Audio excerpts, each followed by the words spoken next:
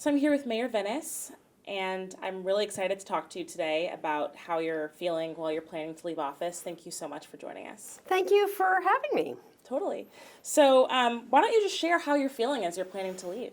Well, I will say that I'm mixed. I have loved being the mayor of the city of Eugene, and it is just a wonderful experience to work with city council, to work with the staff, to connect with so many community members on issues that matter. And so it's very compelling. It's very compelling work. It's very rewarding work. And so it is actually quite difficult to walk away from it. And at the same time, 2 terms is really, that's enough. And I think you want to leave a job feeling really strong about the job and not feeling like you've exhausted yourself. And so I think it is a good moment to turn over to a new mayor with new energy and who brings new perspectives. What would you say is the role of a mayor? Obviously, with the way city council is structured, you only make tie-breaking votes. There's only so much you can do. I think, the mayor is referred to as sort of the figurehead or the thought leader of a city. What would you say your role has been over the past 8 years? That's a great question. I think that being a mayor in this city is as much art form as it is chartered authority. And so, as you noted, the chartered authority is quite limited, only voting when you have to break a tie, setting the agenda, working with the staff, working with council to set an agenda.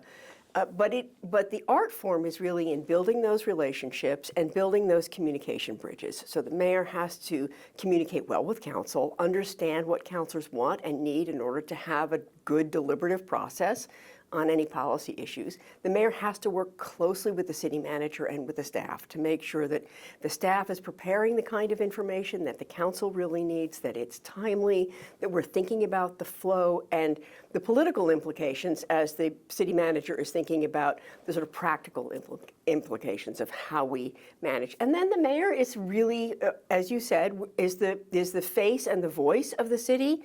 So the mayor's relationship with the community as a whole is very important. Showing up, meeting people, understanding what their concerns are, celebrating their successes, understanding what is a priority for different, for the communities within our community. So it is, I think the key role for a mayor is to be a good communicator and a very good listener.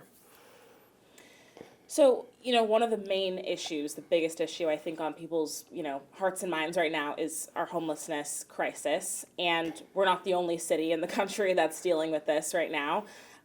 What would you say are some of the measurable successes that you have seen since you've been in office? This was an abiding issue before I took office. I think it was really evident, in the Occupy movement in 2008, 2009, in the recession that we had a crisis. It has only grown. I stepped into office saying one of my first goals would be to create a permanent shelter, not because I consider it the solution to homelessness, but I consider it an important piece of the puzzle. One piece that we actually had to have that we didn't have. When I took office, there was one part-time staff person who was the liaison for all of the homeless services in the city manager's office. So the city had stepped into the world of addressing homelessness, but not in a really big way. Now, that same staff person is our interim director of our homeless services team, which is a cross-departmental team that is doing a wide range of things. So we have stepped in fully into this work as a city, advocating strongly for new ways of addressing homelessness. And I think, a couple of things for the public to keep in mind. We do know that a key part of the cause of homelessness is the lack of housing, the lack of affordable housing that people can access, and particularly that kind of subsidized housing, either at the local, state, or federal level.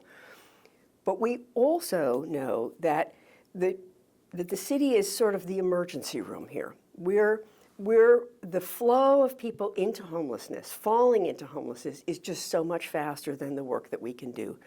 During the pandemic, we had the benefit of pretty significant state and federal funds that helped us invest in really successful programs. Our safe sleep sites, council approved the establishment of 500 safe sleep sites. We really established about 250 of those, a couple on Garfield, and these are, they're alternative shelter systems. It's a way in which people can shelter in a non-congregate setting. So during the pandemic, that was important. They're not clustered together and sharing a virus.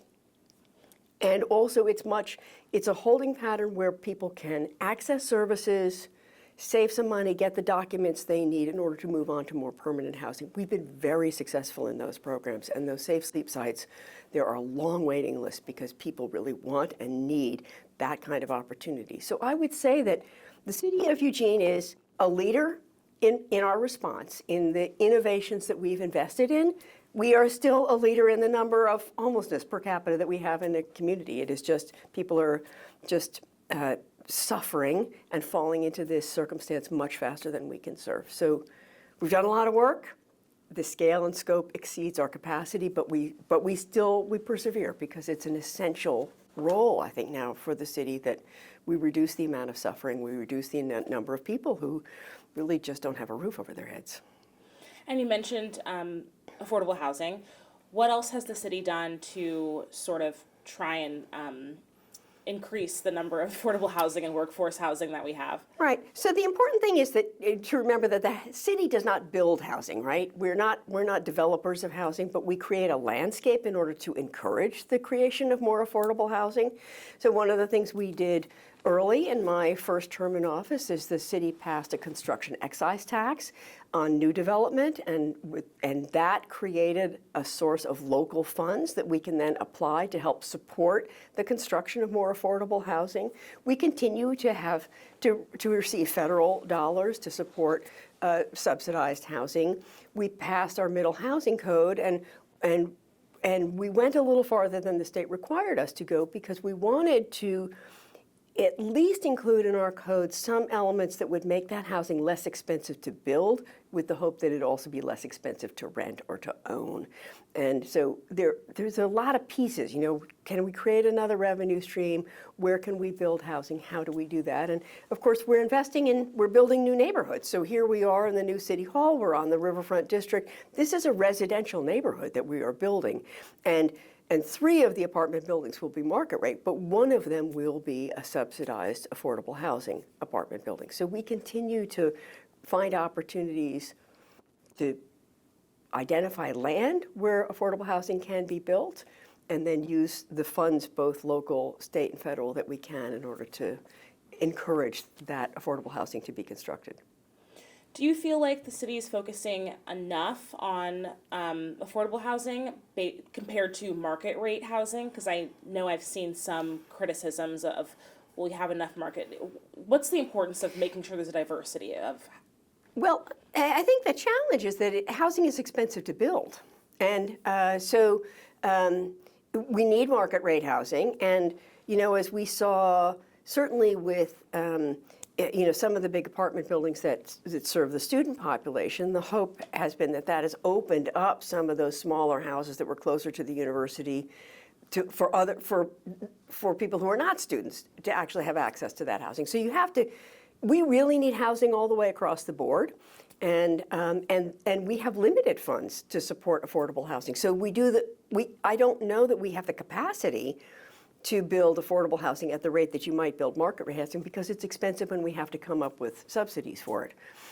We do have, sometimes controversial, the multi-unit property tax exemption, 10-year tax exemption. And so those are market rate developments that either give us a sort of a cash payment, pay a fee, or they dedicate 30% of the units towards more affordable housing. And so we have, in this Riverfront district, the first big building that went in has that tax exemption, and the idea is that funding or those units become available. So we try to pull as many levers as we can, but it's not an easy landscape because it's expensive to build housing.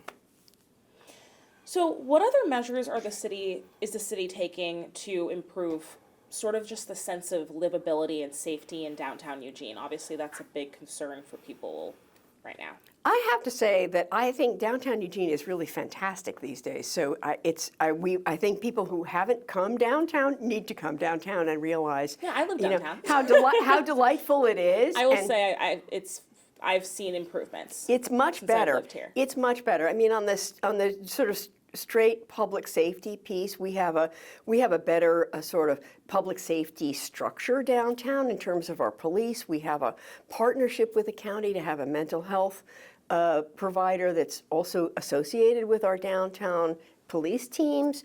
We have sort of an array of we have volunteers who are ambassadors downtown. So we're trying to keep sort of more eyes on the street and be very targeted in our approach to people where there's a behavioral issue. Now we have a behavioral specialist who can help us with that.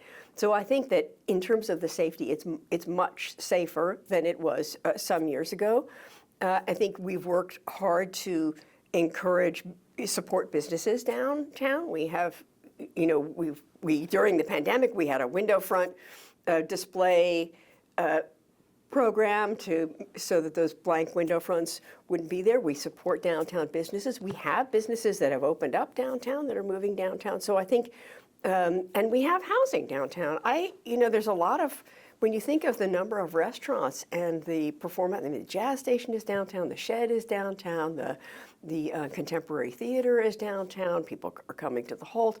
It's busy at night with people going to get a bite to eat before they go to a show or grabbing something a drink after they've gone to an activity. There are a lot of venues downtown. So I think we've invested in it. And of course, we have invested in those family activities. I mean, we had a Christmas tree lighting, family activity, holiday night just 2 weeks ago downtown. So we're trying to encourage people to come downtown and enjoy what's there. And I also think that the creation of the Farmers Market Pavilion has made a big difference. It's a really great gathering place that not only can the city use for events, but a lot of nonprofits are using for events. So then people are coming down to that park block area as well. And while we talk about the positive aspects of downtown, there have been a number of violent crimes that took place downtown this past summer that we've been covering that I think kind of spooked some people.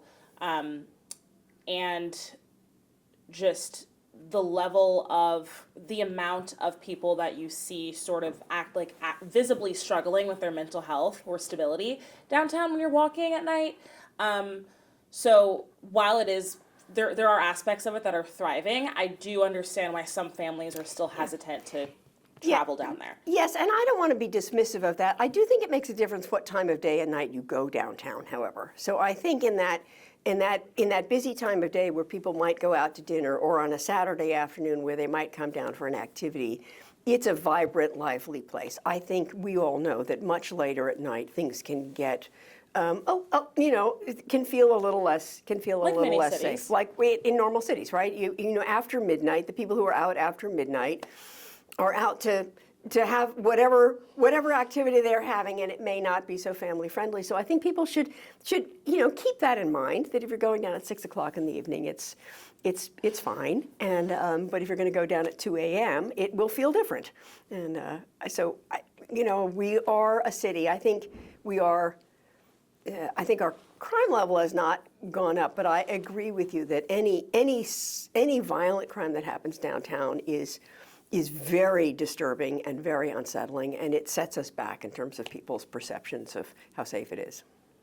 And then you also mentioned businesses that are thriving downtown, and I just wanted to kind of bring this up because it was interesting.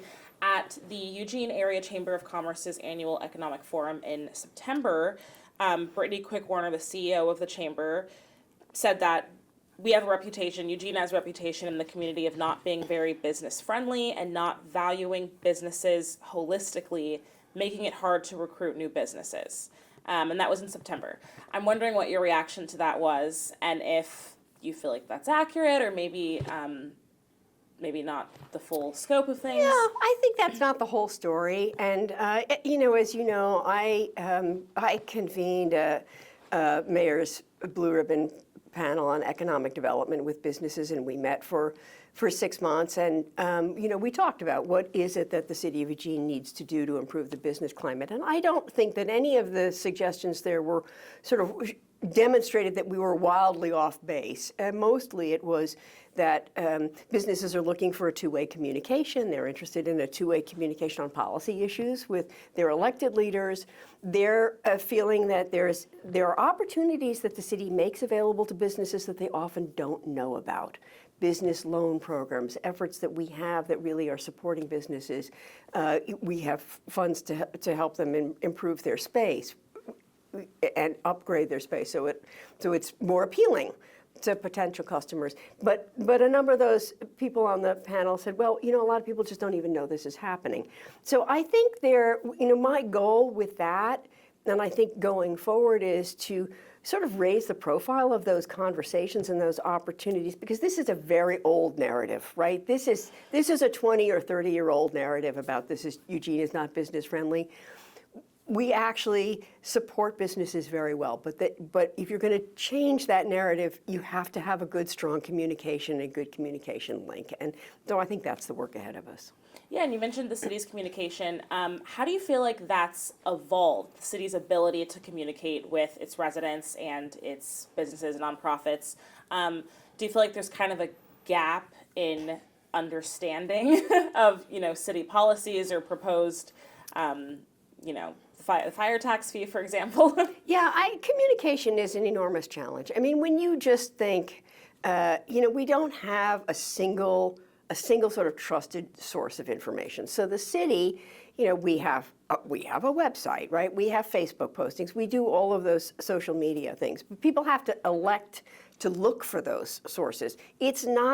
We're not living in the world that we lived in when I was growing up, right? 40 years ago, everybody's watching Walter Cronkite on CBS, right? I mean, we're not living in that world now. It's very fragmented where people get their information. So I think there's just a challenge of how do you get out there and how do you identify the key way in which the audience that you're trying to reach actually gets their information. So we have done a lot of work on that. We have done on specific issues. We do a lot of focus groups and outreach. I mean, we did this, we won a state award for the work that we did on middle housing, for example. We made a huge investment in that.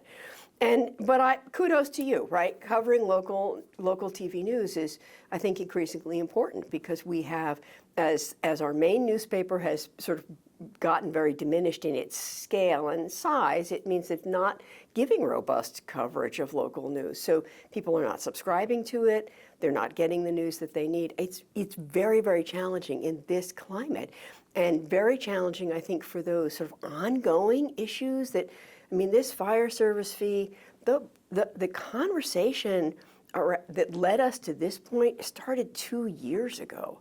So how many members of the public really have the capacity or the interest to sort of follow that conversation from the beginning all the way to where we are today? It's very challenging. Has the city ever considered investing more in local news? Well, we're not a news organization, and of course when the city issues in news information, their goal is to be neutral, right? Their goal is to say this is a program that we're opening, or this is critical public safety information you need to hear. That's the city's role. So we're not a newspaper, right? We're not a media outlet, and so it's different. What I might say independently as a mayor, talking to you as a reporter, is quite different than what the city manager might say, right? I have a political role. I can say things that are where I'm landing in a very particular perspective, whereas the city is not, won't advocate in that same way. So, I think that's why it's important, when you think about the fire service fee in particular, what I had said to council just a couple of weeks ago is, you will be the advocates for this, right? The city won't. You as councilors need to be on board with this because you'll have to advocate. You'll have to go out to your constituents and make sure they support it. And then just going back to downtown for 1 second, there was a rape during the day downtown. Right. In broad daylight. What's your reaction to that? Well, that's horrifying. It's horrifying, right? So I think that we know as we grow as a city that we have sort of bigger urban challenges than we used to have 20 or 30 years ago. And there are all kinds of folks out in the community, and some of them, are not, they're not at their best selves, let's say. And so we do invest in public safety. We have a downtown police station. We have teams out there. When we need to, we have a guardian trailer so we can keep eyes on the street in a particular place. So we do what we can. And I think, I'm horrified of that, but we respond as best we can. There's also kind of this issue of access to health care. It's been a big issue, especially since Eugene's only hospital closed last December. Has the city been doing any specific actions in the past year? And do you foresee any more actions that could boost healthcare access? I'm just not sure that that the general public has an understanding of what the city is doing. Maybe the county working with Peace Health, but yeah. Well, yes, and so this also has been, I like to quote our fire chief because he actually said right after the University District Hospital closed, Chief Caven said, we've already been doing this work about how to be more targeted and effective in how we deliver these emergency medical services, and this is just pushing us to do it sort of faster. So we had been on this path for several years with the fire department in terms of, what is the right personnel, what is the right vehicle, how do we target our responses so it's the most immediate and appropriate for the patient, whoever needs the care, and is also the most cost-effective for the city. So we have gone through, quite a complex sort of calibration of the kinds of equipment that we have, the training programs that we have. We received some funding from the state last year in the 23 legislature that has helped us make that adjustment. So all of that is in motion. And that's not visible because it's not a building on the landscape, right? And so what we expect people experience is they simply get the right personnel, and if they need transport, they get the right transport at the right time. So that's the work of our fire department sort of looking at how do they use the personnel and the resources available. In the broader picture, I think we all have a concern about having at least an emergency department on this side of the river. And Mackenzie-Willamette Hospital has been doing work with the hope that they would be able to open a satellite emergency department on this side of the river. And I think so we have been very interested and supportive of that work. I am eager to see that come into being. But they're in that process now of sort of putting that package together. So hopefully that will materialize, and we will at least have an emergency response system on the ground in the city of Eugene. Wonderful. Lane County's deflection program just launched in October. Are you hopeful that will have a positive impact on the amount of public drug use that we see downtown and throughout the city? I am very hopeful about that deflection program, and I think the first numbers that we've gotten are very promising. I mean, they're serving people. These are folks that are public safety teams are very aware of these folks, and they now finally really have an alternative to offer them, and people are taking them up on that offer. So I think the county has really done a wonderful job of kind of implementing this new program, and I'm very, very hopeful that it will make a difference. Yeah, I thought it was interesting that the county said that I think 8 people asked for deferment before even being approached by police, or they maybe were approached, but they weren't threatened with charges. They just asked to be referred. Right. I mean, this has been an ongoing frustration for our police officers. When they're out there, they really want to offer an alternative, and they haven't had one, right? And they haven't had the sort of capacity to do that. So now there's a pathway, and so I think it's meaning a lot to the police officers who are out on the street, and hopefully really will help some people turn a corner and stabilize their lives in a better way.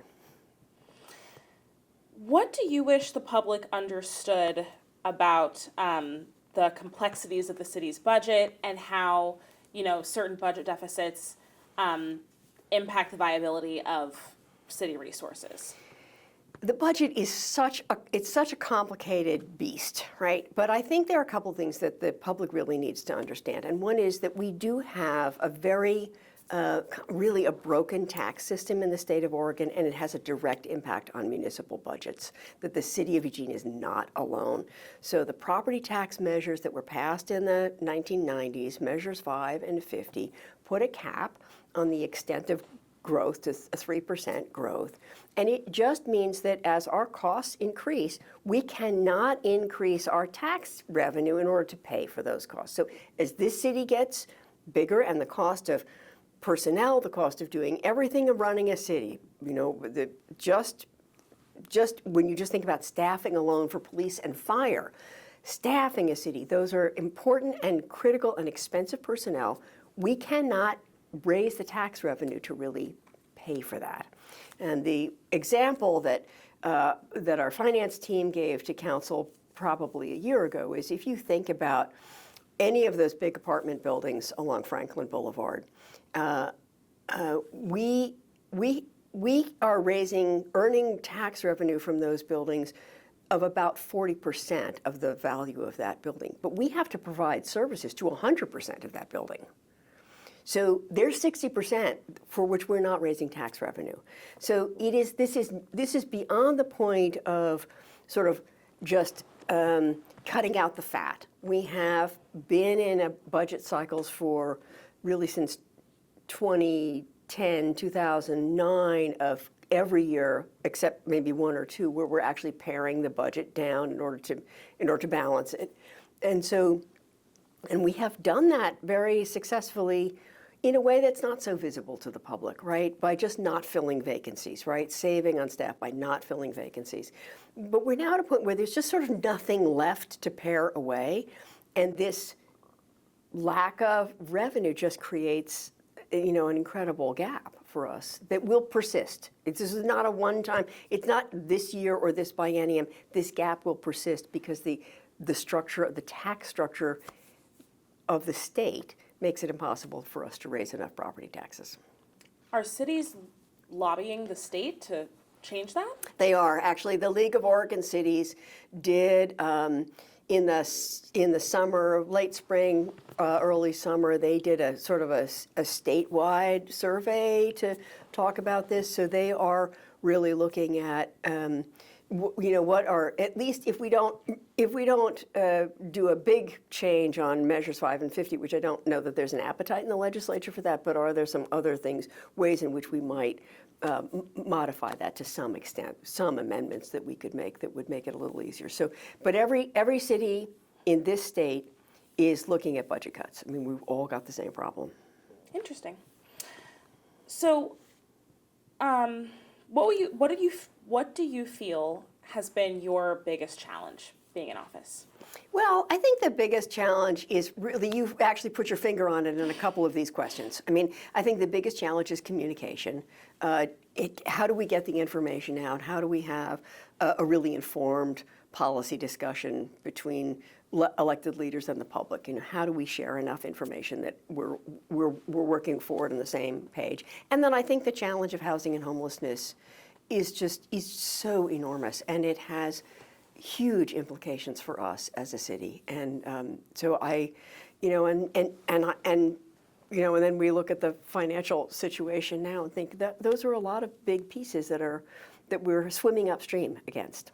Yeah. What do you hope that Mayor-elect Karen Knudsen can accomplish when she enters office? Well, I am really excited about what's coming in terms of her tenure as a mayor in Eugene. She comes with tremendous expertise. She understands housing and homelessness. She understands urban design. She understands those challenges. She's been very involved in the community, and so she has good relationships already. So I think when you think about those and she's an excellent communicator. So I think when you think about those critical issues, communication, housing, homelessness, she's coming into this role already very, very well equipped to do that work. So she'll hit the ground running. And that is tremendous because there are lots of things about stepping into the mayor's role that take, as I said, it's an art form. It takes a little time to figure out what does that mean for you as an individual, as an elected official. How do you use this role most effectively? But I think she comes in with a pretty already a good awareness of how she's going to use the role and what information, how she's going to use her skill and her background to support the work that the city needs to do. Looking back on 8 years in office, what would you say is your biggest accomplishment or goal that you met that you're most proud of? Well, I have a couple that I would list, and I would just say, I mean, I am extremely proud of the work that we have done on homelessness, even though we are still facing this terrible crisis. We've been so nimble and agile and innovative in how we've done that. I think the city teams have just been kind of intrepid and indomitable and sort of continuing to look at how they're doing things and do it better. Our Climate Action Plan 2.0, when I took office, we had a climate recovery ordinance that had been passed by council first in 2014 and then amended in 2016, but we didn't really have an action plan to how we were going to reach those goals. And that was sort of my first step in 2017, which was to convene that first ad hoc group. We passed a Climate Action Plan 2.0 in the middle of the pandemic. And that has meant that our climate work is fully embedded in everything that the city is doing. Whatever program we're talking about, what is the impact in terms of helping us reach our goals. So that is a huge accomplishment, and it has equipped us in this last couple of years to be well positioned to benefit from some of the federal investments and the state investments to reduce our greenhouse gas uses and our dependence on fossil fuels. So that is a huge accomplishment. We've done an enormous work on equity and reaching out in a very new way. I mean, the council passed a strategic plan that now has as one of its core values a culture of belonging. That is a huge statement for this city to say we're really acknowledging that there are communities within our community, that not everybody has had equitable access to opportunity, to purchasing homes, to accessing jobs, to starting buildings and starting businesses, and that we're going to step into that place, that everybody should feel that they benefit. That's a huge step forward. I will say my most fun accomplishment has been that I formed the Mayor's Youth Advisory Council, and they just met for my last time last night, and I'm so proud of these high school students who have stepped into this role. They created that council themselves. They met for the first time on Zoom in December of 2020. They created a governance structure. They wrote their own bylaws. They established elections and rules for themselves. And one of those founding members came back. She's now a sophomore in college, and she came back last night. And it's just thrilling to me that they have stepped in a very significant way to understand local issues. One of the students said to me last night that it was the first time that he sort of realized that he didn't have to be just frustrated by national politics, that actually what's really impacting his life is what happens with local government, and now he understands that, and now he has a way to weigh in, and city teams have been using this Youth Advisory Council as a focus group, as a way to. So they had a conversation last night about housing and housing production and where we need housing, and I'm turning them all into planning geeks. Actually, it's really so it's sort of my most fun accomplishment. Okay. Anything else that you want to say? I think you've covered it. I appreciate the opportunity to talk about it. It has been an extraordinary experience to be a mayor of this city, and it's been rich and challenging, and I think the thing that I will miss most about it is all of those working relationships, the working with the members of council, working with the staff, working with members of the community on our boards and commissions. So I look forward to seeing and meeting all of those people in a different way, in a different context when I'm out of office. All right. Thank you so much for joining us. I appreciate it.